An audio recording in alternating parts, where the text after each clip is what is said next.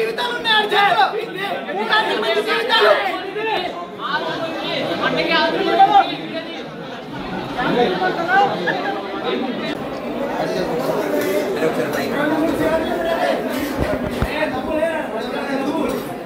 ఏం పేరు నీ పేరు?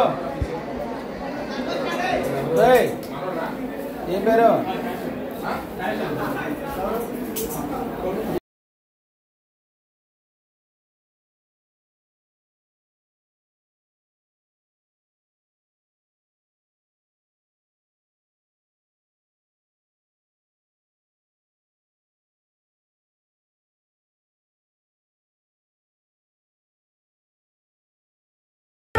జీవితాలు ఒక్కడి జీవితం కాదు 300 మంది జీవితాలు ఉన్నాయి ఆడి చేతిలో.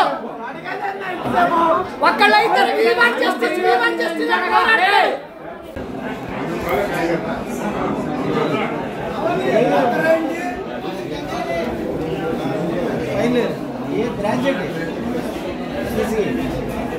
ఏం జరిగింది?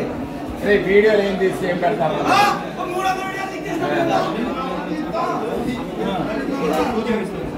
అమ్మాయి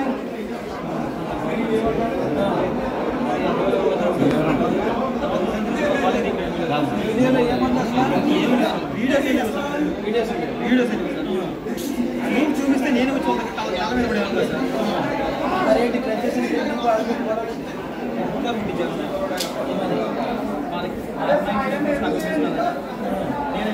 చేశాను అని చెప్పేసి అమ్మాయి వేరే అమ్మాయిని వీడియో తీసుకుని నవ్వుపిస్తున్నాను, నేను బయటకు పంపిస్తాను అని చెప్పేసి ఇది అదే నిజమని చెప్తున్నాను. రూల్స్ అర్థమాడి లాగా ఒక్కరు చెప్పట్లేదు.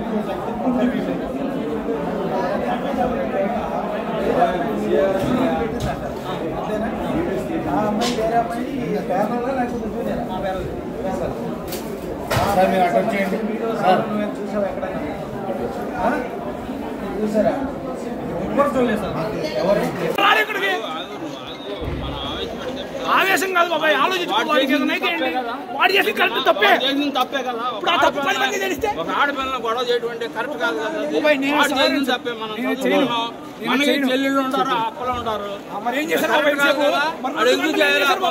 2 గంటలు ఏం చేశారు? ఇప్పుడు గుర్తొచ్చిందా? చెల్లెళ్ళు అక్కలని 2 గంటలు గుర్తొచ్చిందా? టైం 11 అయితే 9 జరుగుతుంటే 11 గుర్తొచ్చిందా నీకు? 11 గుర్తొచ్చిందా? వారం 10 రోజులు అయింది. రియాక్ట్ అయితే తెలుసు. మరి ఏం చేస్తారు? 2 గంటల నుంచి జరుగుతుంది. 2 గంటల నుంచి వాడు రూమ్ ఏం చేస్తారు? పరిష్కరించాలని తెలీదా?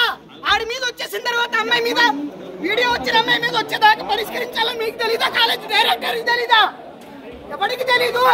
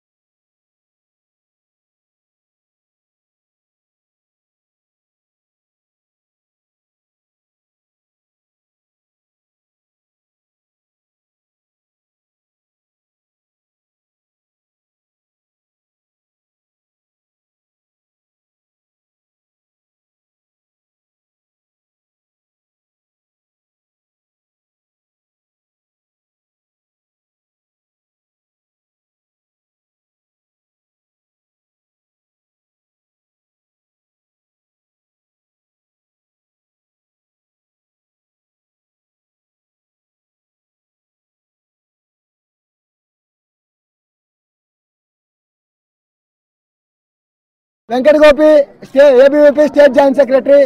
ఏదైతే గుడ్లవల్లేరు ఇంజనీరింగ్ కళాశాలలో జరుగుతున్నటువంటి గత 2 సంవత్సరాల నుంచి ఆడపిల్లల వాష్రూమ్స్ లో హిడెన్ కెమెరాలు పెట్టి ఒక కామంతో కళ్ళు నెత్తికెక్కినటువంటి ఒక అబ్బాయి ఒక బాలిక సహాయంతో వాష్రూమ్స్ లో కెమెరాలు పెట్టి వాళ్ళ యొక్క వీడియో రికార్డులు చేయడం జరిగింది.